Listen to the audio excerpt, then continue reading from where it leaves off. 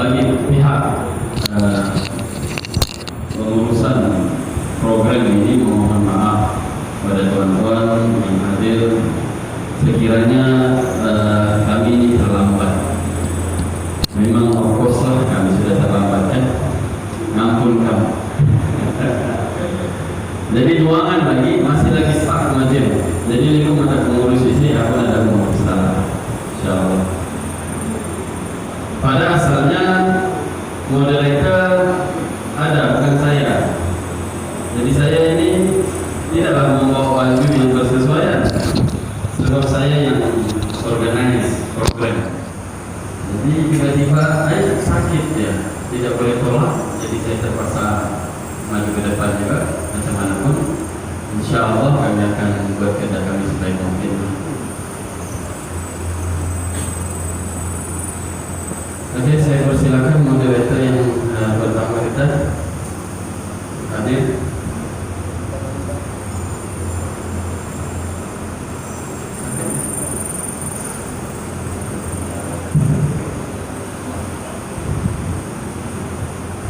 Hadirin yang dimuliakan Allah Subhanahu wa taala, kami ini daripada institusi pengajian Islam dan dakwah Sabah, IFDAS.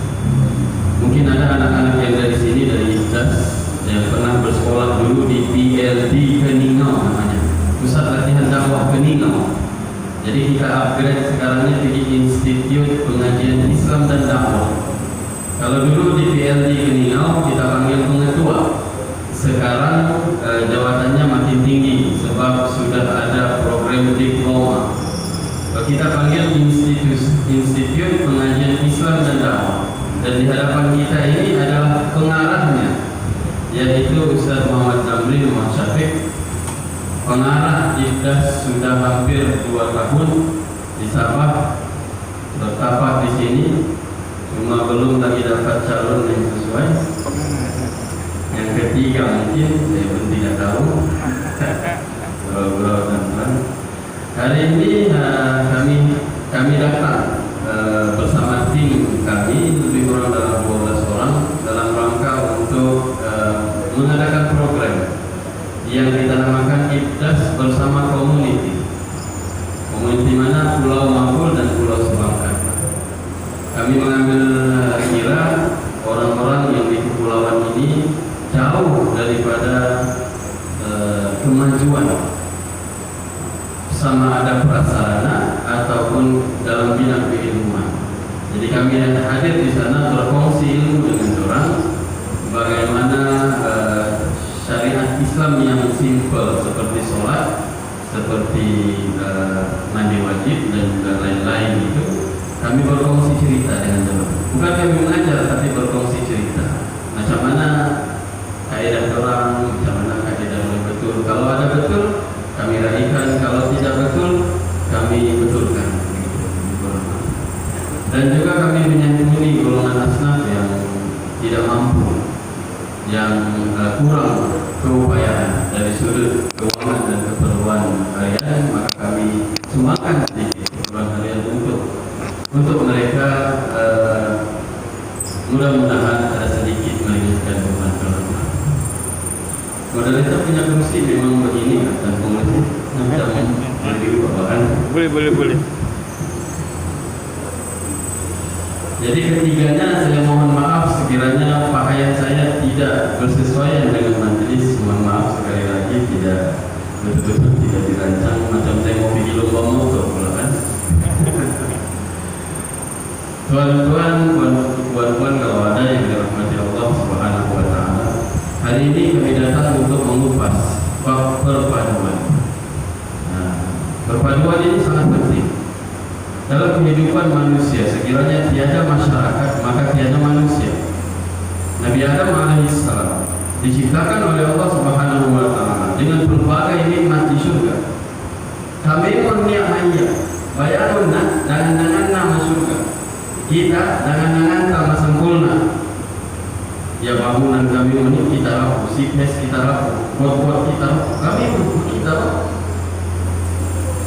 Sebab air terjadi selepas 6 bulan. Anak-anak kepalangan Tuhan di jimat. Tapi apa ini? Kita barang-barang kita Ini kita dalam satu lagi. Jadi Nabi Adam alaihissalam begitu juga. Surga itu dia punya, macam dia jalan ujung-ujung, tapi bosan, boring. Sampai dia minta dengan Allah supaya ada teman. Jadi Allah ciptakan teman daripada dia sendiri, daripada tulang rusuk kiri, yaitu ibu kita Hawa. Maksudnya selepasnya Adam dan Hawa dan kemudian dia anak-anaknya, maka bermasyarakat itu adalah suatu keperluan kepada manusia.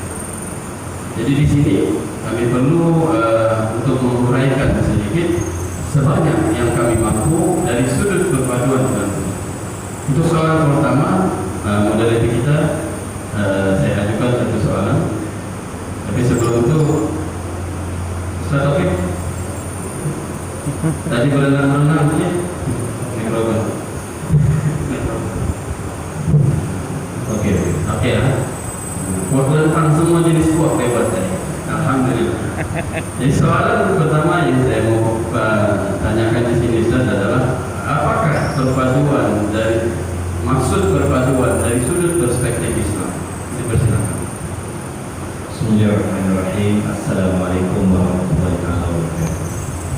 Alhamdulillahirabbil alamin wa bihi nasta'in fi umuri dunya wa din. Asyhadu an la ilaha illallah wahdahu la syarika lah wa asyhadu anna Muhammadan abduhu wa rasuluh.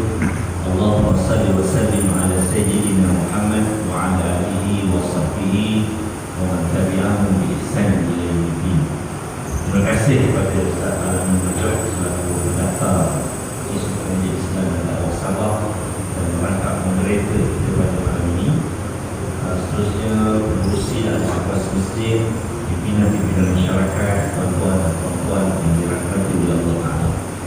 Pertama dan selamanya mari kita sama-sama merapatkan bersyukur kepada Allah Subhanahu Wa Taala, kesyukuran yang tidak terhingga. Pada malam ini kita ditakdirkan oleh Allah Taala untuk bersilaturahim, ikhlas bersama masyarakat sempurna ini. Jadi mudah-mudahan pertemuan kita pada malam ini dirahmati dan diberkati oleh Allah Subhanahu Wa Taala, untuk kita sama-sama meningkatkan kualiti hidup kita sebagai umat Islam di bumi Sabah yang tercinta ini. Sebelum menjawab soalan yang ditanyakan oleh Ustaz Alamin tadi, saya selaku kepala ikhlas ingin meraihkan ucapan terima kasih kepada pengurusi dan penguasa masjid kerana memberikan ruang dan ruang kepada kami berkongsi ilmu pada malam ini. Dan walaupun bagaimanapun kami minta maaf sebab terlambat sampai dan seorang lagi panel masih dalam perjalanan jam daripada pekan sempurna itu sampai ke sini jam. Jadi mudah-mudahan kita akan dapat bertemu dengan seorang yang panel. Jadi tuan-tuan dan puan-puan yang dirahmati oleh Allah Taala, apabila kita sebut tentang perpaduan dalam Islam, perpaduan dalam Islam, Allah Subhanahu Wa Taala mengatakan dalam Al-Quran, wa'tasimu bihablillahi jami'an wa la tafarraqu.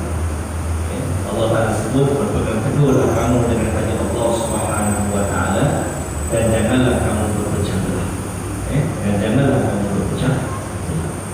Jadi dalam ayat ini mengadukan Ustaz Syafiq selaku Ketua Program Cawangan Kualiti ITES. Tuan-tuan dan puan-puan, dalam ayat ini Allah Taala menyatakan wa'tasimu bihablillah, berpegang teguhlah kamu kepada tali Allah. So bila mana Allah Taala kata berpegang teguhlah kamu dengan tali Allah, wa'tasimu bihablillah jami'an wa la tafarraqu. Dan Allah Taala sebut wala tafarraqu, dan janganlah kamu berpecah belah. Jadi dalam ayat ini Allah Taala sebut satu larangan. Pertama suruhan, tasimu, berpegang teguhlah kamu dengan tali Allah. Yang keduanya wala tafarraqu, jangan berpecah belah. Maknanya di situ ada suruhan, di situ ada larangan. Suruhannya apa? Berpegang teguh dengan tali Allah. Larangannya apa? Berpecah belah. Jadi maknanya Allah Subhanahu Wa Taala mengingatkan kepada kita, mengajar kepada kita, memandu kita, membimbing kita untuk sentiasa hidup bersatu padu.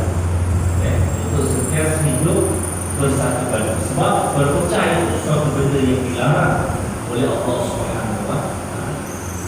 Persoalannya ialah bagaimanakah kita nak bersatu, dan apakah yang dimaknakan dengan bersatu itu tadi. Allah Ta'ala kata wa'tasimu, berpegang teguhlah kamu dengan tali Allah. Jadi maknanya tuan-tuan, kita dapat faham di sini kunci kepada perpaduan dalam Islam ini ialah dengan kita berpegang teguh dengan syariat Allah Subhanahu wa Ta'ala. Apabila kita berpegang teguh dengan ajaran Allah Subhanahu wa Ta'ala dan Rasulnya, maka di kali itu akan timbul perpaduan di kalangan manusia. Walaupun manusia ini berbeza warna kulit, walaupun manusia ini berbeza bahasa, walaupun manusia ini berbeza rumpun dan budaya. Kalau tuan-tuan dengar suara saya macam ibu kalau orang Sabah, memang daripada orang Sabah, orang Selangor, berkhidmat di Sabah, berbakti di Sabah. Saya diminta oleh Ketua Pengarah Jakim, awak kena serve rakyat Sabah, santuni rakyat Sabah, berbakti kepada rakyat Sabah dan kerajaan Sabah. So kami berusaha untuk semua sebagai petang, siang dan malam berfikir bagaimana nak menyantuni dan membantu kerajaan negeri Sabah dalam memajukan umat Islam dalam bidang pendidikan tinggi. Dan untuk maklumat tuan-tuan, IBDAS ni adalah satu-satunya pendidikan tinggi Islam di Sabah di bawah kerajaan tersebut. Jadi tuan-tuan, Allah Ta'ala kata a'tasimu wa'tasimu bihablillah. Dengan kita berpegang teguh dengan tali Allah, maka kita akan bersatu. Kunci perpaduan itu Allah Ta'ala meletakkan ialah dengan kita berpegang dengan tali Allah, berpegang dengan ajaran Islam. Walaupun kita berbeza warna kulit, walaupun kita berbeza bahasa, walaupun kita berbeza budaya, dengan kita berpegang dengan tali Allah, maka kita akan dapat yang kita dapat manusia. Buktinya di zaman Nabi Sallallahu Alaihi Wasallam. Di zaman Nabi ini tuan, macam kita dan macam kita juga. Mereka ni orang Arab, kita ni orang Melayu, tapi mereka ada kabilah-kabilah, mereka ada etnik yang berbagai. Semuanya kita Melayu juga, tetapi etniknya berbagai, kaumnya berbagai. Ada Dusun, ada Kadazan, ada Murut, ada Bajau, ada apa lagi, sama Kokos, macam-macam lagi. Tapi semua orang Melayu. Cumanya etniknya berbeza-beza, kabilahnya berbeza-beza. Begitu juga dengan orang Arab. Jadi bila begitu keadaannya, yang berlaku di zaman Nabi Sallallahu Alaihi Wasallam ialah pergaduhan, perbalahan, peperangan. Yang kadang-kadang ini peperangan itu bukan maksud bertahun-tahun. Contohnya peperangan antara Aus dengan Khazraj di Madinah Al-Munawwarah, atau pada waktu itu disebut sebagai negara Yathrib. Ada dua kabilah yang besar. Tuan, mereka berperang turun-temurun di kerana apa? Kerana dua ekor kambing. Dua ekor kambing bercinta. Satu daripada Aus, satu daripada Khazraj. Yang berjalan-jalan berjumpa. Bila berjumpa bercinta. Bila bercinta, kahwin kan? Bila kahwin dapat anak. Bila dapat anak, anak ni anak siapa? Anak kambing Aus ke anak kambing Khazraj? Masing-masing berdakwah ini anak kambing aku. Jadi oleh kerana tidak mau mengalah, akhirnya berperang. Berperang. So bila berperang, bukan hanya pada saat itu. Masuk generasi yang kedua, yang ketiga, yang keempat, akhirnya mereka berperang turun-temurun hanya kerana pasal anak kambing. Masuk akal tak? Gila kan? Memang gila. Tetapi pada waktu itu, itulah satu kebesaran. Kalau kabilah itu boleh menang perang, kira hebat. Gitu. Jadi tuan-tuan dan puan-puan yang dirahmati oleh Allah Ta'ala, kabilah yang berperang sebegitu lama, akhirnya didamaikan oleh Nabi Sallallahu Alaihi Wasallam. Bila mana mereka melepaskan ucapan asyhadu an la ilaha illallah wa asyhadu anna Muhammadar Rasulullah. Peristiwa ini berlaku di Mina. Di Mina. Yang mana pada waktu itu Nabi SAW berziarahi kabilah-kabilah yang akan melaksanakan ibadah haji di Mekah. Waktu itu ada juga haji tuan, tapi haji ini tak serupa dengan kita. Mereka mewarisi amalan ibadah haji zaman Nabi Ibrahim, tetapi telah diubah solat. Kalau kita buat tawaf pakai ihram kan, sa'i pakai ihram kan, dia tawaf panjang. Macam mana nak buat tawaf panjang? Susah juga kan, kurban panjang jauh. Tapi pada waktu itu begitu. Mereka pakai ibadah haji. Kalau zaman Ibrahim mereka menyembah Allah, zaman itu mereka menyembah Allah. Jadi kalau musim haji itu mereka berbuat-buat. Ada daripada kerja Aus, ada daripada kerja Nasraj, berbuat-buat. Nah, kita ini dilarang menggunakan. Kalau siapa ada kalangan anak-anak muda, mereka sudah paham. Pasti mau perang saja kan? Mereka sudah. Bila kita mau gunakan, itu suami. Pasti mau perang saja. Benda-benda kecil pasal anak kambing, kenapa awal? Jadi bila begitu keadaannya mereka berbuat-buat, perbuatan mereka itu juga dengan Nabi Sallallahu Alaihi Wasallam. Nabi pun mengenalkan dirinya, dan mereka pun mengenalkan diri mereka.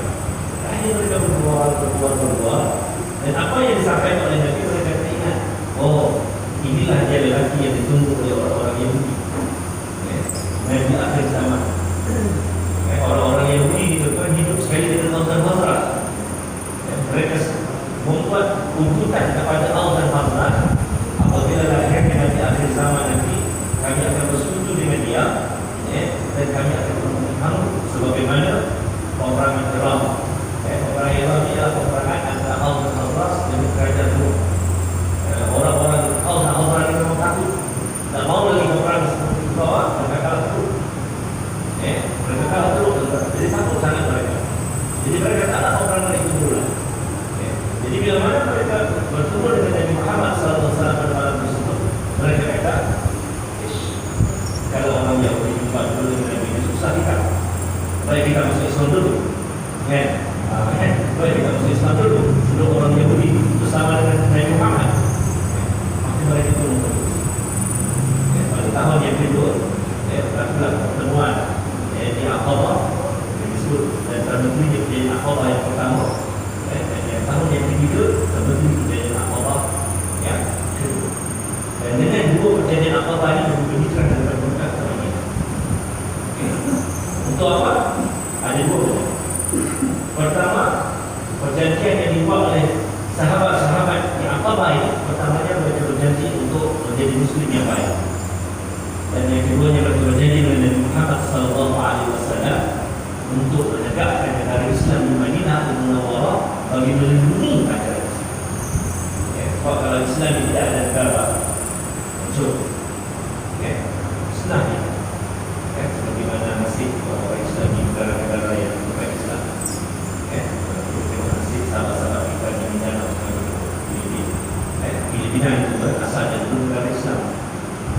Kerajaan Islam Sulu, ada orang Sulu di sini. Asalnya itu sebuah kerajaan Islam. Bersama dengan kerajaan Islam lah.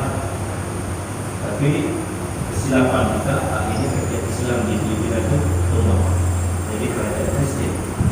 So bila mana Islam itu bila kerajaan, maka orang Islam di Mindanao mengalami pusat sampai sekarang. Macam juga di Kamboja. Lain capai Kamboja dulu dia ada kerajaan Islam. Sebila mana kerajaan Islam Kamboja terjatuh, maka orang Islam di Kamboja menjadi kaya. Ramai dulu di tempat saya, di kampung saya Islam. Sebab apa? Mereka tidak dibenarkan mengamalkan Islam. Semuanya tidak boleh, azan tidak boleh, zaman pokok. Masjid jadi tempat mulai bagi zaman pokok. Sekarang itu sudah zaman itu. Bila mana Islam kehilangan. Jadi dengan dua perjanjian ini, mereka menerima Nabi SAW sebagai khalifah. Kata ulama-ulama, perjanjian Aqabah yang kedua itu merupakan suatu pengisytiharan terkait sebuah negara Islam di Madinah Al-Munawwarah. Dan kemudiannya apabila Nabi berhijrah ke Madinah, Nabi diterima sebagai pemimpin, sebagai presiden, sebagai khalifah yang pertama, dengan persetujuan semua masyarakat, semua kabilah yang ada di Madinah. Islam akan berbukaan. Jadi kali itulah kita dapat menyaksikan bagaimana Nabi SAW dengan Islam dapat menyatukan Aus dan Khazraj, mendamaikan Aus dan Khazraj yang berperang selama puluhan tahun. Dan Nabi SAW unik, bukan hanya sekadar menyatukan sesama tetapi Nabi SAW berjaya menunjukkan suasana yang harmoni di kalangan orang Islam dan bukan Islam. Sebagaimana yang Allah Taala sebut, inna khalaqnakum min dzakarin wa untha wa ja'alnakum syu'uban wa qaba'ila lita'arafu.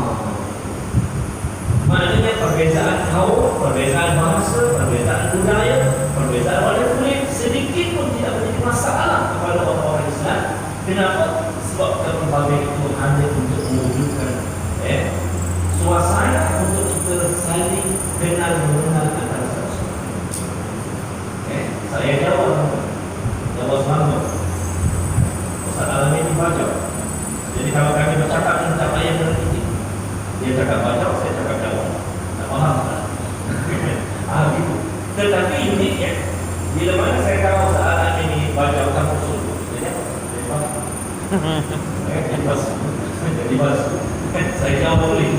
Allah ada yang menjawab dulu. Jadi saya rasa seronok nak belajar bahasa baca dan suku. Dan saya rasa Ustaz Alamin juga seronok nak belajar bahasa Jawa. Ada orang Jawa di sini? Ya. Ya ada. Di sana imam. Saya imam. Itu orang Jawa. Kadang-kadang orang Jawa jangan Jawa. Mereka saya bukan Jawa kok. Kok tu Jawa lah. Saya kata sabar kan. Saya kata sabar lah. Jadi tuan-tuan dan puan-puan menjalankan itu Allah Taala. Untuk kita lebih detail lagi, bagaimanakah Islam mengatur dan mencorakkan manusia berbagai Islam dan bukan Islam. InsyaAllah kita akan bersama.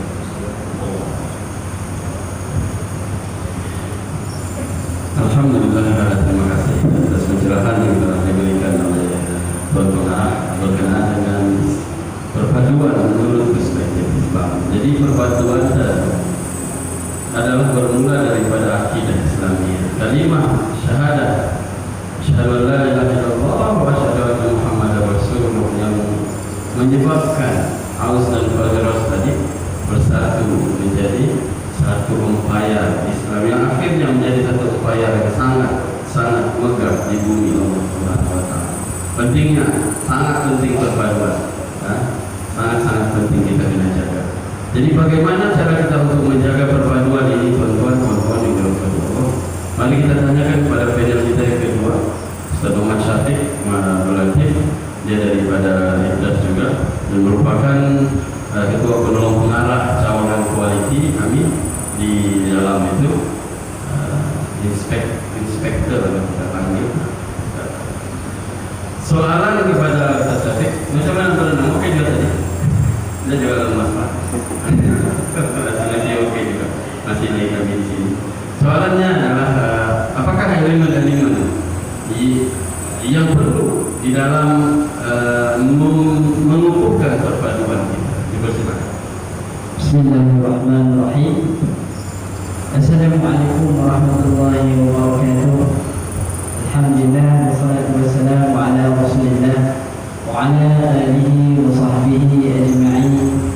Subhanaka la ilma lana illa ma 'allamtana innaka antal 'alimul hakim wa la hawla wa la quwwata illa billahil 'aliyyil 'azim. Terima kasih kepada yang bercerita kita Ustaz Al-Amin.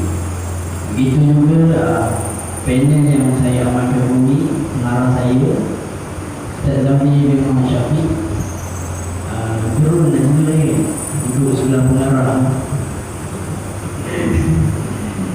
Alhamdulillah, syukur kepada Allah dipertemukan pada malam yang penuh berkah ini.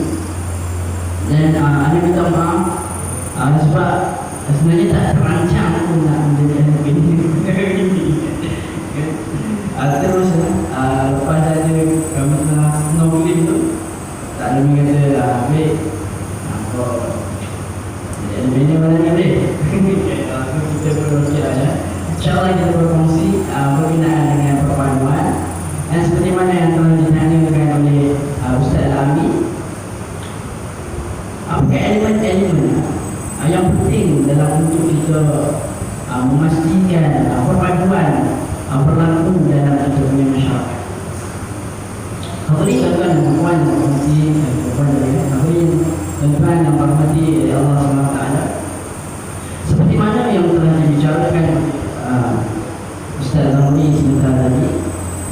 Ya betul. Yang pertama sekali, ilmu yang pertama yang perlu kita pasakkan, yang perlu kita tegakkan adalah akidah. Kerana itulah adalah lambang kepada perpaduan kita sendiri terlebih dahulu. Sekiranya akidah kita lemah, maka dia akan melemahkan perpaduan di dalam umat Islam sendiri. Dan secara otomatik dia akan melemahkan perpaduan dan juga persaudaraan dengan orang lain, sama ada orang Islam dan juga Islam. Maka dalam Islam telah menganjurkan berbagai bentuk akidah ini yang mesti dibuat secara bersekala. Dimulakan dengan apa? Dengan syahadat kepada Allah Subhanahu wa taala. Semua syahadat.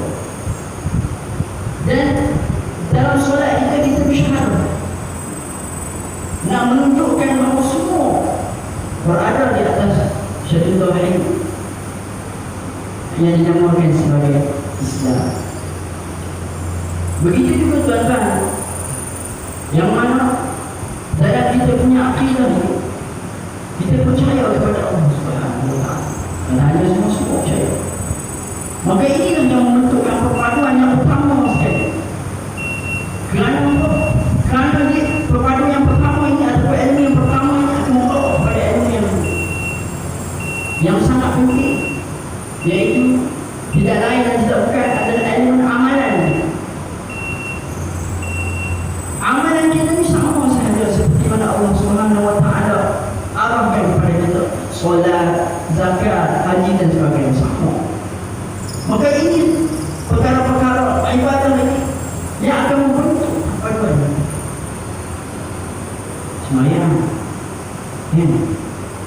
Allah Subhanahu wa taala suruh kita aqimus salat. Allah tak suruh kita sembahyang seorang. Allah suruh kita aqimus salat dalam perkataan jamaah. Maksudnya itu amal. Perpaduan terletak dengan amal. Semua-semua tak. Ilmu. Salat. Dalam salat, hadis baginda Nabi sallallahu alaihi wasallam sendiri sebut, salat jamaah afdalu min salat al-fajr bi 27 darajah. Salat jamaah afdal, lebih afdal daripada salat berseorang. Dan dia letakkan di situ ada 27 darjah dan 27. Maka semua perbuatan dan dimulakan dengan kita punya akidah kita yang pertama, ilmu yang pertama akan membawa kita kepada ilmu yang kedua, iaitu amalan. Amalan dan ibadah yang akan menyatukan ini. Ilmu ini secara tidak langsung akan membentuk kepada ilmu yang ketiga, iaitu ilmu akhlak. Sebagai contohnya salat, inna salata tanha 'anil fahsya'i. Maka ini akan menyatukan ini. Ilmu yang bermula dengan akidah, kemudian seterusnya dimulakan dengan ibadah, dan akhirnya akan menjamah kepada akhlak mahmud, akhlak yang baik. Nah, kita sudah tahu, maka kita akan jadi orang yang bermohon, orang yang hati, ketinggalan saudara kita. So ini akan menghasilkan akhlak-akhlak yang baik, insya-Allah akan membentuk perpaduan yang lebih kekal dan lebih teguh, insya-Allah. Terima kasih kepada Ustaz Syafiq. Wajib hadir nama tuan menjadi lagi disambung. Okey, bro? Ada masalah? Jemaah? Okey? Disambung terakhir kan? Dia lagi dah kawan lah, dah kawan soalan untuk setiap panel. Baiklah, kita analisis elemen-elemennya. Di antaranya adalah akidah, syariat dan juga akhlak yang perlu kita kuatkan dalam kehidupan kita seharian, memastikan perpaduan di kalangan kita orang Islam ini bertambah kukuh daripada hari ke hari. Tetapi kadang-kadang, jarang-jarang dalam film, kadang-kadang biasa kita tu membunuh kan bahasa kira kamu bunuh balik, membunuh pewa. Minta maaf tidak ada subtitle kan. Kalau rancangan live insya Allah ada. So, saya mau tanya dengan panel kita pertama kepada Tuan Pengarah, apakah puncak-puncak perpecahan yang biasanya berlaku di dalam masyarakat? Assalamualaikum warahmatullahi wabarakatuh. Terima kasih kepada Ustaz Alami. Tuan-tuan dan puan-puan yang dirahmati oleh Allah Subhanahu wa taala. Oleh kerana Allah Taala meletakkan prasyarat kepada perpaduan tadi adalah berpegang dengan tali Allah. Berpegang teguh dengan akidah Islam, dengan syariat Islam dan akhlak Islam. Maka punca kepada perpecahan ialah bila mana kita menyeleweng daripada akidah Islamiyah. Dan kita di Nusantara ini, akidah yang kita pegang adalah akidah Ahlussunnah wal Jamaah. Akidah Ahlussunnah wal Jamaah ini apa di kerajaan negeri Sabah kerana mengkanunkan dalam undang-undang negeri Sabah akidah yang resmi yang terpakai di negeri Sabah ialah akidah Ahlussunnah wal Jamaah. Jadi tuan-tuan dan puan-puan yang dirahmati oleh Allah Taala, kenapa kita mesti berpegang teguh dengan akidah? Kerana kita akidah yang sahih. Bila mana akidah yang sahih itu teguh, kukuh dalam hati kita, dia akan melahirkan rasa cinta, rasa kasih kepada agama. Bukan hanya sekadar rasa kasih kepada agama, tetapi kita akan rasa kasih sesama agama. Walaupun kita tak pernah jumpa, walaupun kita tak pernah bertemu, walaupun kita tak kenal, tetapi oleh kerana kita Islam, maka rasa kasih itu, aura kasih itu, aura sayang itu akan muncul. Sebab kita sesama kita sesama. Dan rasa kasih tadi bukan hanya sekadar untuk kita kasih kepada sesama Islam, tetapi kasih tadi sampai ke tahap untuk kita melindungi Islam dan umat. Ingat, cinta yang akan lahir adalah hub, rasa cinta yang akan lahir apabila akidah kita akidah yang sahih. Baik. Jadi kalau situasi ini berlaku, tak timbullah perpecahan. Tak timbullah perpecahan. Sebab kita jelas, kita sesama orang Islam, kita adalah bersaudara. Sebab apa bersaudara? Sebab Allah Taala sebut innamal mu'minuna ikhwatun. Sesungguhnya orang-orang yang beriman itu bersaudara. Dan sekiranya berlaku perbalahan, perbezaan pendapat di kalangan manusia, apakah kayu pengukurnya untuk kita menimbang perbezaan-perbezaan tadi, untuk kita menilai perbezaan-perbezaan tadi, untuk kita mengurus perbezaan-perbezaan tadi? Kayu pengukurnya adalah akidah, kayu pengukurnya adalah syariat. Dalam akidah kita dibenarkan untuk berbeza ataupun tidak. Dalam syariat kita dibenarkan untuk berbeza ataupun tidak. Contohnya bila mana kita bertemu dengan orang bukan Islam, pastinya kita berbeza kan? Kita Islam, dia bukan Islam. Tetapi kita dibenarkan tak untuk berbeza? Allah Ta'ala kata, lakum dinukum waliyadin. Kamu dengan agama kamu, kami dengan agama. Dan jalan Islam tak pernah diajar untuk memaksa orang bukan Islam masuk Islam. Dan ikrah din. Kita tidak dibenarkan oleh Allah Ta'ala untuk memaksa orang bukan Islam masuk Islam. Masuk Islam tak? Tidak masuk, bunuh kamu. Walaupun dalam sejarah Islam terdapat zaman Ghulam Khan, di mana kerajaan Islam Abbasiyah jatuh, dijatuh oleh kerajaan Mongol. Kerajaan Mongol yang asalnya bukan Islam itu akhirnya dia masuk Islam. Dan kemudian bila mana dia masuk Islam, orang paksa masuk Islam. Dia paksa orang masuk Islam. Itu benar dalam sejarah. Tetapi dalam ajaran Islam ia tidak dibenarkan. Kita dipaksa orang masuk Islam. Jadi di situ maknanya keberadaan orang bukan Islam itu dibenarkan dalam syariat. Saya Islam dan awak bukan Islam. Kita hidup bersama-sama sebagai seorang manusia. Kalau saya lapar, awak juga lapar. Lapar yang sama. Jadi saya perlu tolong awak, walaupun orang awak bukan Islam. Sebab rasa lapar itu sama. Beza kalau orang Islam dan orang Islam lapar ya? Sama kan? bukan Islam, dia lapar. Sebab Islam manusia. Walaupun berbeda agama, berbeda agama. Lihat, beauty of Islam, indah Islam, cantik Islam. Harmoni Islam, walaupun dia bukan Islam. Malah pertolongan ini bukan hanya kepada orang bukan Islam. Kalau apa-apa, ada kata anjing, kelaparan, kehausan di padang pasir, kita kata walaupun dia anjing. Oh, najis bawa Allah, Ustaz. Macam mana Allah? Walaupun dia anjing, najis bawa Allah dalam mazhab Syafi'i. Kita kata. Dan diceritakan bagaimana seorang pelacur yang memberi minum kepada anjing, dan diceritakan di akhir ayat ini. Walaupun dia seorang pelacur, jahat, benar. Tapi dia ada satu kebaikan. Kebaikannya apa? Dia Islam. Walaupun dia jahat, tapi dia Islam. Dia minum apa kebaikannya? Dia bagi minum. Itu kebaikan dia minum. Allah tahu sampai di sini. Allah, indahnya Islam, cantiknya Islam, harmoninya. Tak ada masalah. Sebab itu orang bukan Islam yang tinggal di negara orang Islam, mereka hidup aman makmur. Contoh kita, malah kadang-kadang mereka berkaya. Tapi kita rasa sedih bila mana orang Islam tinggal di negara orang Yahudi. Bukan negara orang Yahudi, bukan negara Arab itu. Kita mesti orang Islam dulu mereka. Sedih. Dia tak respect kita. Bagi orang-orang Yahudi itu kan, bagi orang-orang Yahudi, selain daripada Yahudi bukan manusia. Selain daripada Yahudi bukan manusia. Tapi siapa?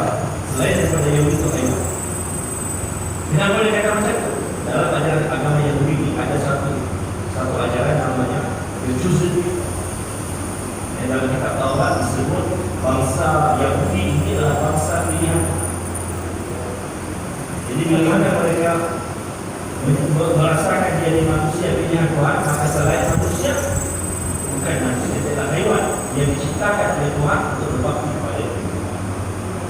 Jadi bila mana selain daripada Yahudi ini melawan Yahudi, maka dia boleh bunuh sebagaimana membunuh anjing gila, gajah gila, dan gila semua boleh bunuh. Kalau itulah sampai hari ini kita tak dengar satu deklarasi dunia yang menyatakan Yahudi ini teroris.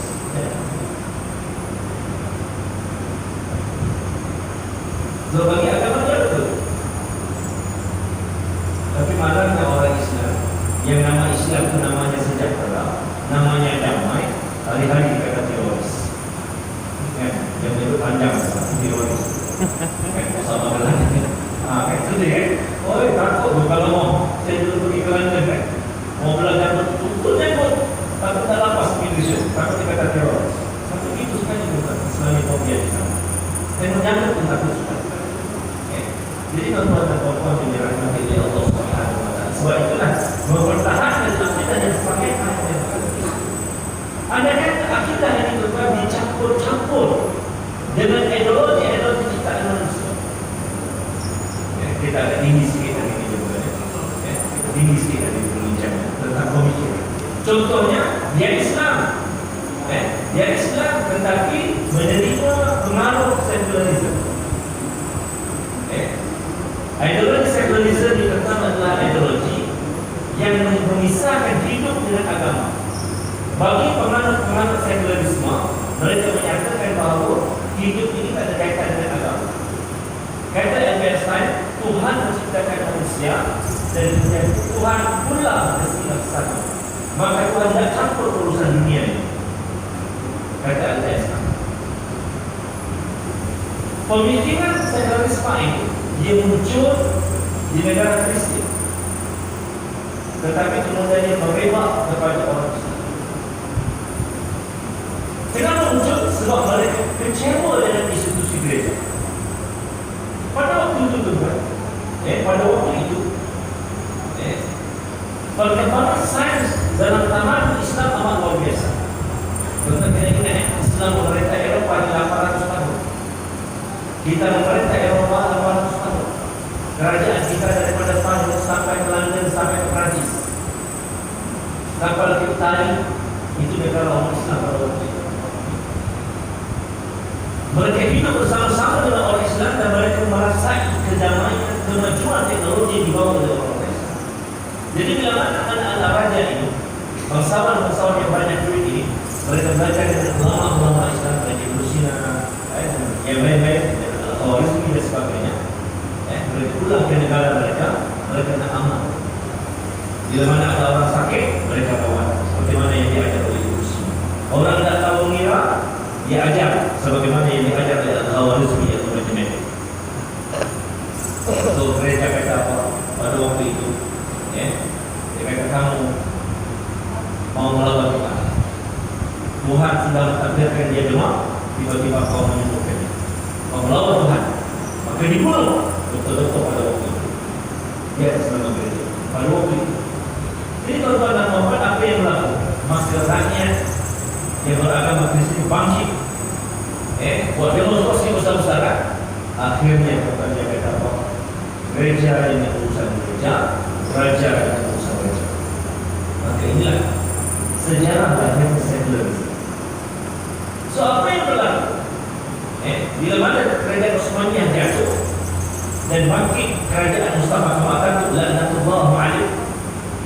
Tuan dia tersebut, bila sebut nama Mustafa Kemal Atatürk dia tersambung laknatullah alaih. Kenapa? Sebab dia lah yang menjatuhkan kerajaan Islam yang dibina, yang diasaskan oleh baginda Rasulullah SAW. Tuan kena ingat sejarah daripada Madinah pergi pada kerajaan Khulafaur Rasyidin, daripada Khulafaur Rasyidin pergi kepada Muawiyah, daripada Muawiyah pergi ke Abbasiyah, daripada Abbasiyah pecah. Di sana ada Salju, Fatimiyah, Ismailiyah. So daripada itu disatukan balik oleh kerajaan Utsmaniyah. Maknanya kerajaan Utsmaniyah itulah kerajaan warisan dari zaman Nabi Muhammad SAW di Madinah. Tapi kerajaan yang hebat ini ditumbangkan oleh Mustafa Kemal Atatürk. Sebab itulah jenazah Mustafa Kemal Atatürk sampai sekarang belum dikubur. Kenapa? Tidak ada bumi di timur dan barat yang bersedia menerima jenazah Mustafa Kemal Atatürk. Sekarang jenazah Mustafa Kemal Atatürk diletakkan di mana? Betul-betul pergi ke Turki dari satu malam ada tubuh dibuat daripada batu. Di tengah-tengah tubuh itulah diletakkan jenazah Mustafa Kemal Atatürk. Maknanya dia tidak dikubur. Jadi tuan-tuan dan puan-puan yang dirahmati oleh Allah, bila mana jatuhnya Mustafa Kemal Atatürk, bila pada jatuhnya kerajaan Utsmaniyah, maka berkembanglah pahaman sekularisme ini ke seluruh dunia. Bila mana berlakunya kejadian Papua tanggal 1824 di tanah air kita ini, di Perak, maka bermulalah era campur British kepada orang-orang Islam. Maka diperkenalkan sistem sekular. Raja-raja urus agama, saya British urus negeri. Sedangkan pada waktu itu sebelum daripada kedatangan Inggeris, raja-raja Islam ini mereka merupakan khalifah-khalifah kecil yang memerintah negeri dari secara Islam. Bermula daripada zaman kerajaan Melayu. Jadi tuan, apa kesannya dengan sekularisme ini? Kita hidup dengan memisahkan agama dalam hidup. Patutlah perpecahan. Macam mana berpecah? Ada kalangan kita yang nak pakai tudung sebab itu ajaran Islam. Ada kalangan kita yang tak nak pakai tudung. Apa ini hal hidup bukan hal agama. Kenapa perlu pakai tudung? Kamu mau pakai tudung pakai, tapi aku nak. Ini hak aku. Bercanda kan? Bercanda. Sehingga lagi kita zaman saya kecil, Muslimat yang bertudung itu dikata hantu komputer, hantu skoki, macam-macam diberi gelar. Dan kita pernah ingat juga bagaimana orang-orang yang komited dengan Islam ini dipanggil sebagai ekstremis, dipanggil sebagai teroris, dipanggil sebagai kelompok antisosial. So kita berpecah, kita berbalik. Daripada sekularisme ini lahir pula liberalisme. Faham dia belum? Faham dia boleh lebih dahsyat lagi. Dia meleburkan agama dalam hidup. Hanya hidup ni langsung tak ada kaitan dengan agama, tak ada kaitan dengan adat dan budaya. Hidup yang hanya ditentukan dengan apa yang dirasakan betul oleh akal. Maka timbullah hak asasi manusia. Jadi hari ini memang kita jumpa yang lembut-lembut tu. Dia apa kamu? Jadi kita ikut jalan gini. Jangan jadi makna, jangan jadi bapak berdosa. Ini aku. It's my body, no? So what? Tubuh ini tubuh saya, tubuh saya. Kau kata sekarang lembut saya. Apa tu? Dua lagi kita. Berkaitan lagi kita. Puncak pada puncak. Kenapa menjadi daripada akidah Ahlussunnah wal Jamaah? Mereka mencampurkan Islam dengan ideologi ciptaan. Kadang-kadang kita tidak terjebak dengan pemahaman ideologi ciptaan manusia juga. Kita berpecah sebab apa? Sebab kita tidak memahami ada ikhtilaf yang disunahkan oleh Nabi sallallahu alaihi wasallam. Tentang soal berbeza pendapat dalam hukum itu, dari zaman Nabi lagi. Contohnya Nabi SAW memerintahkan sahabat untuk pergi ke suatu tempat. Nabi sebut dengan sahabat, kamu mesti sembahyang asar di kampung ini. Kamu mesti solat asar di kampung ini. Itu kata Nabi SAW. Bahkan sahabat pun bergegas ke kampung itu. Dalam yang utara, waktu itu tak ada kereta, dalam masuk waktu asar. Masuk waktu asar, dah sampai lagi tapi dah masuk waktu asar. Maka sahabat seorang kata, kita berhenti dulu solat asar. Masuk asar sudah ni. Sahabat seorang lagi kata, tak boleh. Kerana disebut kita kena solat di kampung itu, solat asar di kampung itu. Kita tak boleh solat. Kita kena solat asar di kampung itu. Nabi sudah kata begitu. Kau jangan lawan cakap Nabi. Kau siapa? Maka perbatasan antara sahabat ini tadi, perbezaan pendapat antara sahabat ini tadi, tidak ada keputusan. Maka tidak ada maksud. Maka keputusannya macam mana? Sebahagian sahabat solat asar dan sebahagian sahabat tidak solat asar dan mereka solat asar pada waktu maghrib di kampung yang disebut oleh Nabi SAW. Sebab Nabi kata kepada solat asar di kampung itu. Kenapa sahabat selalu sahabat solat asar pada waktunya? Dia kata Nabi sebut solat asar pada waktu itu dengan maksud supaya kita cepat-cepat pergi ke sana, jangan melengah-lengah, supaya kita boleh sempat solat asar di sana. Tapi bila kita sudah cepat, tapi tak sampai juga, sampai Rasulullah SAW kita salah. Sebab Allah Taala sebut as-salatu fi waqtiha. Allah Taala sebut dalam solat itu ada waktu yang tertentu. Jadi kita tak solat pada waktunya. Kalau lagi sahabat kata, Nabi sebut, Nabi suruh wahyu, Nabi sebut kena solat asar di kampung itu. Bila mana mereka pulang berdoa, kedua sahabat ini berdoa untuk sahabat kepada Nabi sallallahu alaihi wasallam. Ya Rasulullah, kami begini. Jadi kami mau tahu mana yang satu yang betul. Mana satu yang betul? Mana satu yang betul? Kata Nabi sallallahu dua-dua. So, betul. Pening sahabat macam mana betul. Maka ulama usul fiqh mengambil hadis ini dengan membuat kesimpulan bahawa dalam memahami nas ini, dalam memahami nas Al-Quran atau hadis, di sana ada dua bentuk. Pertama disebut sebagai tabel nas, maknanya merujuk pada nas yang ada secara literal, secara harfiah. Nabi kata solat asar di kampung A. Solat asar kampung A lah, sebab Nabi kata begitu. Itu namanya tabel nas, fiqh yang berasaskan pada nas, zahir nas. Contohnya mazhab az-zahir. Ibn Hazmin yang mengasaskan mazhab zahiri ini terbaik. Dia bukan sembarangan manusia. Dia seorang ulama besar, ahli ibadah. Dia seorang yang amat takut kepada Allah Taala sampai dia takut nak takwilkan Al-Quran dan takwilkan hadis Nabi sallallahu alaihi wasallam. Ikut mazhab Ibn Hazmin, dia kata apa?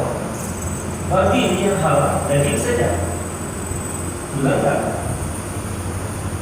Sebab dalam nas kata lahmul khanzir harimat alaihim al-maitata wa tawaqih al-khanzir. Daging saja kata lahmul khanzir. Tuhan kata lahmul khanzir. Lahmul. Tengok kau pandai-pandai kau tahu kakinya, jantungnya, matanya, kulitnya. Jadi kata Ibn Hazmi, yang haram hanya. Tuan-tuan, ini mazhab Ibn Hazmi ya, bukan mazhab Syafi'i yang tidur tu bangun.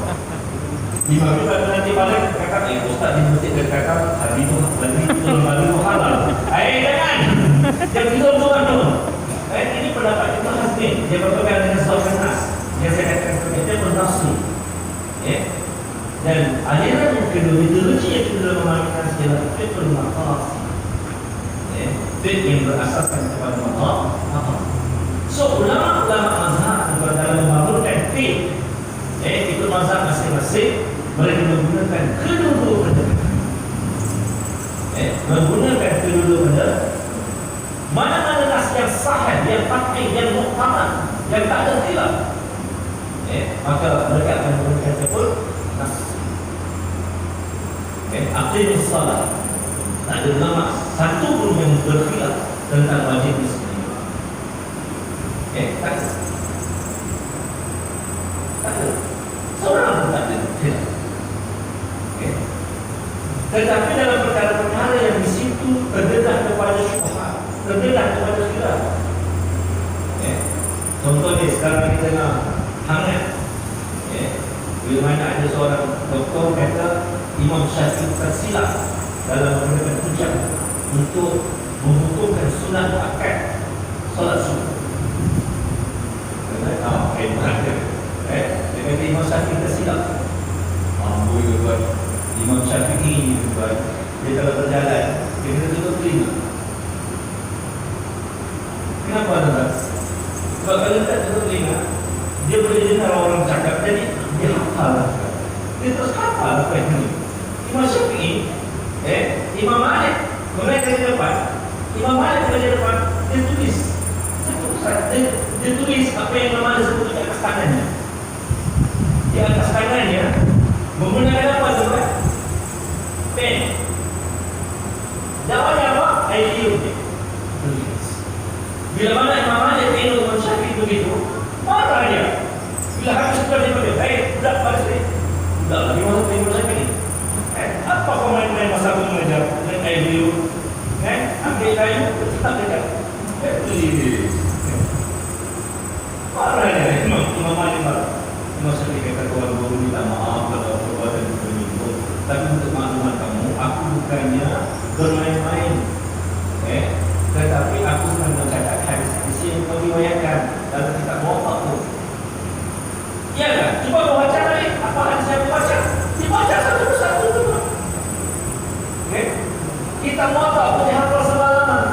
Apa kata-katanya? Al-Quran dalam waktu surat semalaman.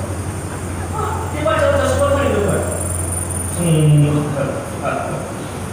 Hebat Imam Syafi'i. InsyaAllah takwanya, salahnya insyaAllah. Dia ulama Ustaz. Jadi kalau ada perempuan, tiba-tiba kita oleh kemudian ini kata Imam Syafi'i. Dia Imam Syafi'i manusia biasa, bukan Nabi Rasul. Tapi kita kena ada adab. Kita kena ada adab. Jangan senang-senang kita katakan salah. Sebab apa? Benda yang diperbahaskan itu adalah benda khilafiyah. Benda khilafiyah. Dan ulama-ulama empat mazhab bersetuju dia adalah perkara khilafiyah. Perkara khilaf dalam memahami nas. Imam Syafi'i melihat perbuatan Nabi salat subuh dan membaca doa kunut selama sebulan berturut-turut setiap subuh tak ditinggalkan. Imam Syafi'i melihat bahawa dia menunjukkan bahawa perbuatan itu adalah perbuatan yang amat dituntut. Sebab Nabi tidak tinggalkan. Dan bila mana Nabi meninggalkan selepas sebulan daripada itu, Imam Syafi'i kata itulah menunjukkan dia bukan perkara wajib tapi perkara sunnah. Itu cara ideologi dalam mazhab Syafi'i. Tetapi dalam mazhab lain kita melihat perbuatan Nabi itu menunjukkan bahawa doa kunut yang dibaca oleh Nabi itu adalah doa kunut nazilah. Kunut nazilah itu adalah kunut yang dibaca dalam waktu-waktu yang tertentu. Dalam waktu-waktu yang tertentu. Contohnya waktu peperangan, waktu ada wabak macam 2019 kan? Imam imam kita hari Jumaat, solat Jumaat baca doa kunut. Oh gila imam. Solat Jumaat baca doa kunut. Apa itu? Itu namanya kunut nazila. Walaupun solat Jumaat yang asalnya tidak ada kunut doa kunut, tetapi karena ada pandemi COVID-19 kita baca doa kunut untuk tolak-tolak. Ini benar. Jadi bila mana kita tidak memahami ajaran istilah, jelas masyarakat kita ini tak baca, tidak belajar kitab usul fikih, berfikir tidak baca. Jadi akhirnya tentang anak-anak muda yang pulang ini, menegur imam, kamu ni bila hanya baca doa kunut solat subuh. Aku di Mekah tidak pernah baca doa kunut solat subuh. Tuan dan puan yang mati dalam Al-Quran itu adalah amrul istilah. Benda itu. Jadi bila mana kita membesarkan benda-benda khilafiyah ini, maka masyarakat kita bersejarah. Aku tak mau supaya masjid tu. Kenapa aku tidak mahu? Imam Syafi'i ini tuan, bila mana dia pergi ke Baghdad. Kita belajar sikit ada benda ni. Dia pergi ke Baghdad. Baghdad ni tempat lahir, tempat berkembangnya mazhab Hanafi. Dia sebagai ulama mujtahid, bila mana pergi ke Baghdad, so ulama-ulama di Baghdad ikrar Imam Syafi'i rahimahullah. Ikrar Imam Syafi'i rahimahullah. Tuan dulu sudah jadi imam. Macam mana ni kan? Ikrar dengan sampai sedap. Kami berbuat tak boleh sebab orang luar yang asalnya orang sepakat. Contoh. So Imam Syafi'i pun jadi imam lah. Imam subuh. Selesai salat subuh, ulama-ulama ini keluar Imam Syafi'i rahimahullah. Tuan guru ini pengasas mazhab Syafi'i. Dalam mazhab Syafi'i salat subuh baca doa kunut. Tetapi tuan tak baca doa kunut. Tuan lupa kan? Ya, aku tak lupa. Tetapi aku menghormati komuniti muslim yang ada di Baghdad ini yang bermazhab Hanafi. Kenapa ada tempat? Ada ikhtilaf, rasa hormat. Tapi kalau kita lihat ulama sudah begitu, kau ni salah. Sepatutnya ilmu kau tinggi. Sepatutnya kau menunjukkan akulah ajak dalam berilmu. Sebagaimana yang ditunjukkan Imam Syafi'i rahimahullah. Oleh kerana masyarakat di kampung itu bermazhab Hanafi, tidak bercakap. Kenapa? Sebab menghormati. Jadi kalau kita berpegang dengan menyatakan kunut itu tidak ada, tapi kita sembahyang di masjid mana? Percuma. Jadi imam yang mazhab Syafi'i baca doa kunut, kita ikutlah. Kita hormat dengan komuniti setempat. Sebab benda itu benda khilaf. Bukan benda yang mutlak. Jadi bila begitu keadaan itu, kalau kita tidak mau menghormati apa yang dipegang oleh komunitas setempat, sedangkan benda itu tidak bersalah dengan syarak, maka di situlah nanti akan menunjukkan macam panjang. Jadi begitulah kalau kita nak cerita lagi ucap-ucap panjang lagi. Saya fikir cukup lah sekali. Kalau perasaan panjang. Assalamualaikum. Terima kasih di atas uraian yang sangat terperinci berkenaan dengan perpecahan yang biasanya berlaku dalam masyarakat kita. Kita tu bangsa tu, kau lama. Kadang-kadang imam betul kita betul lah. Ataupun kadang-kadang imam baharu, anak-anak baru busuk sekolah, alam lagi kamangan asin nak. Engkau sesuai tak jadi imam, alam lebih kawin. Ini perpecahan yang berlaku dalam masyarakat kita biasa. Tetapi ada garis-garis panduan di dalam syariat kita yang membolehkan kita buat sesuatu atau yang tidak membolehkan kita buat sesuatu. Maka yang penting itu garis panduan itu, bukan kita punya perasaan. Jadi perpecahan ini sentiasa berlaku di mana-mana juga. Mana bangsa, mana tempat, mana kawasan, pasti ada berlaku. Jadi untuk itu saya mempersilakan soalan yang terakhir pada panel yang kedua, Ustaz Syafiq, untuk memberikan kita tips sedikit bagaimana agar perpecahan dapat kita leraikan di dalam masyarakat kita. Itu silakan.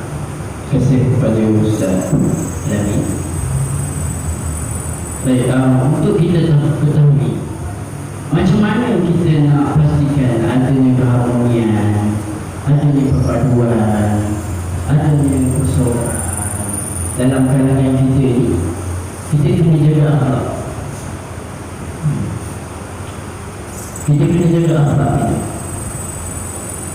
Ada satu hadis bagi Nabi sallallahu alaihi wasallam, diriwayatkan oleh Abu Hurairah radhiyallahu anhu, yang berbunyi, la tahasad, jangan kamu berhasad dengki. Yang mana hasad ni selalu berlaku dalam kalangan masyarakat. Lebih-lebih lagi kalaulah perbuatan hasad ni dia selalu berlaku dalam samudera. Orang menjaga air di ais, akan ada di ais, akan ada di ais. Ada untung sini ramai orang maka timbul hasad dia. Dia ni buat apa ni? Pergi bunuh dia. Ini hasad.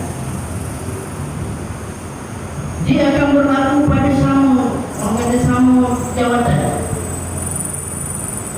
Pensyarah cikgu akan merasa hasad dengan cikgu. Cikgu ni lebih sikit, dia akan ada lebih-lebih lah cikgu ni. Sama, dia akan sama. Selalunya sama lah.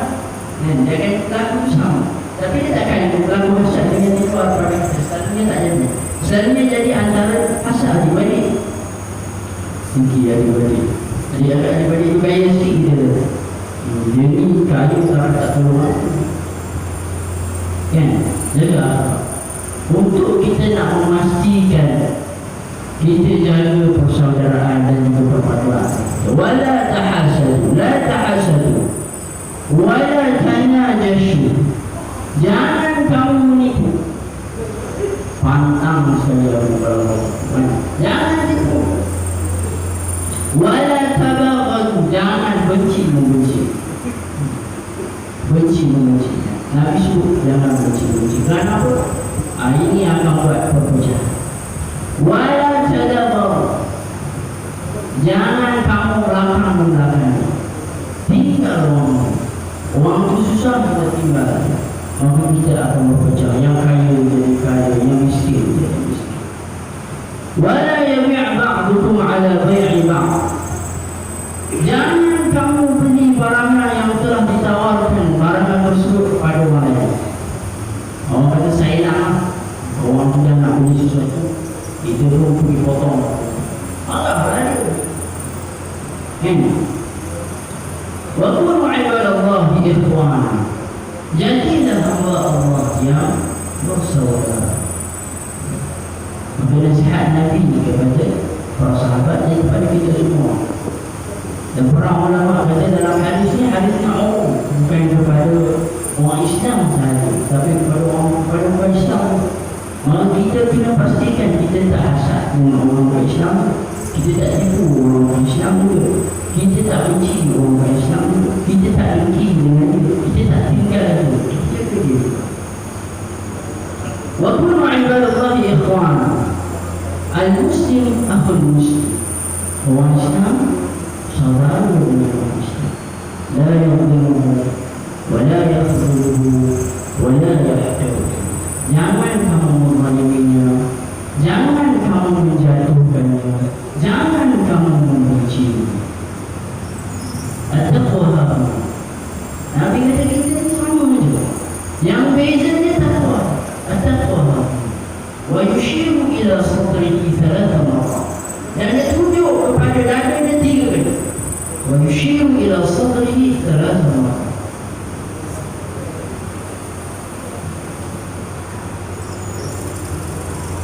Ya. Jadi kita jangan lihat orang tu kita lebih daripada orang yang lain. Kenapa dia akan menjatuhkan orang dan dia secara otomatik akan buat kita lebih daripada orang lain. Sama je kita semua. Yang beza kita adalah inna akramakum 'indallahi atqakum. Tentang yang berpuji oleh Allah Subhanahu wa taala, kita jagalah akhlak. hadis ini juga Nabi Muhammad SAW berkata, "Bihasbi imri'in min asy-syarri an yaqtara akhahu muslim." Cukuplah dikatakan seorang itu jahat. Cukuplah dikatakan seorang itu jahat sekiranya dia menghina saudara, dia menjatuhkan saudara. Kullu muslim haram damu wa maluhu wa 'irduhu. Jadi janganlah setiap muslim haram bagi dia. Darah kita tak boleh saja itu pun haram. Darah maluhu haram bagi seorang muslim untuk ambil harta orang lain, haram, tak boleh. Kullu muslim haram damuhu wa maluhu wa 'irduhu. Jagalah, jangan kita ambil ataupun kita bunuh dia, kita cederakan dia, kita sakiti dia. Jangan juga kita damuhu wa maluhu, ambil harta dia, kekayaan dia, tak boleh, haram. Wa 'irduhu, maruah dia dengan kita jatuhkan orang. Baik, sekadar itu saja. Pastikan bahawa jaga akhlak, kerana itu antara satu keras untuk kita membentuk peradaban. Terima kasih kepada Ustaz Iman di atas jawapan bagi soalan yang terakhir tadi. Tuan-tuan, hadirin-hadirat yang dimuliakan Allah Subhanahu wa taala. Beginilah kehidupan kita yang saya katakan tadi di awal tadi. Sekiranya kita tinggal bersendirian, maka kita tidak akan merasakan suatu keenakan dalam kehidupan. So, kita ini kena hidup bermasyarakat. Memang kena hidup bermasyarakat dan kena ada jiran tetangga. Barulah rasa enaknya, barulah hafsana luta bilang orang putih. Jadi kita ini, tuan-tuan hadirin hadirat yang muliakan oleh Allah Subhanahu wa taala, apa saja perdebatan tinggalkan, walaupun kita rasa betul. Apa saja perdebatan itu hadis Nabi SAW. Jangan kamu berdebat walaupun kamu rasa kamu betul. Elakkan perdebatan sebab ia akan memulakan suatu perpecahan. Jadi jangan berdebat kecuali benda qat'i, seperti mana yang dikatakan oleh panel kita tadi, benda yang mutlak itu memang kita kena debat. Solat itu wajib hukumnya, macam mana pun tidak pernah ada sunatnya, begitu. Tetapi kalau berdebat benda khilafiyah, elakkan. Nabi sudah cakap, elakkan. Jadi apa benda yang berlaku dalam masyarakat kita perlu kita harungi bersama dengan keadaan, dengan akhlak yang baik seperti mana panel-panel kita cakap tadi. Tuan-tuan, puan-puan, hadirin hadirat yang dimuliakan, sebenarnya kita beruntung. Yang saya bawa pengarah hijaz ini, mungkin di antara kamu ada yang pernah melihatnya. Sebenarnya dia biasa di kaca TV, biasa di forum halal perdana, biasa di ceramah di TV1, mungkin pernah TV3, saya pernah nampak. Nanti kita pancing lagi lah ekstro. Jadi hari ini saya bawakan orang-orang yang hebat. Begitu juga Ustaz Syafiq kerja juga di FB Live. Alhamdulillah. Jadi seperti kami juga di hadapan ini, Bang Tanda ini pakaian itu batik milikan, kan? Amerikan bang sholat di situ pakaian saya. Milikan itu orang putih. Milikan. Maka enggak tuh pengarahku pakaiannya batik Arab. Takkan batik Arab mencoba mencoba. Mabini ini akhir. Jadi kami itu berpadu itu. Untuk menyampaikan satu fikrah yang sama, yaitu perpaduan sangat perlu di dalam kehidupan kita. Jadi tuan-tuan, puan-puan yang dimuliakan Allah SWT, terima kasih sekali lagi kepada Mufti Masjid dan jawatan-jawatannya yang sudi menerima kehadiran Hijaz sebagai menyampaikan satu forum ini, forum yang bertajuk perpaduan. Dan kalau mau lagi kami datang, boleh kontak kami, insyaAllah kami akan datang lagi, mungkin di tempat lain insyaAllah. Jangan kita pakai yang biasa dalam TV, percuma juga. Terima kasih sekali lagi kepada Ustaz Muhammad Zawdi Musafir dan Ustaz Muhammad Zawdi Abdul Latif di atas penerangan yang telah diberikan. Mohon maaf sekiranya kita terbahasa tercedera emosinya akibat kata-kata kami. Tidak lain tidak bukan hanya menyampaikan kebenaran yang baik, dan yang baik itu daripada Allah segalanya, yang buruk itu daripada kami. Mohon maaf sekali lagi.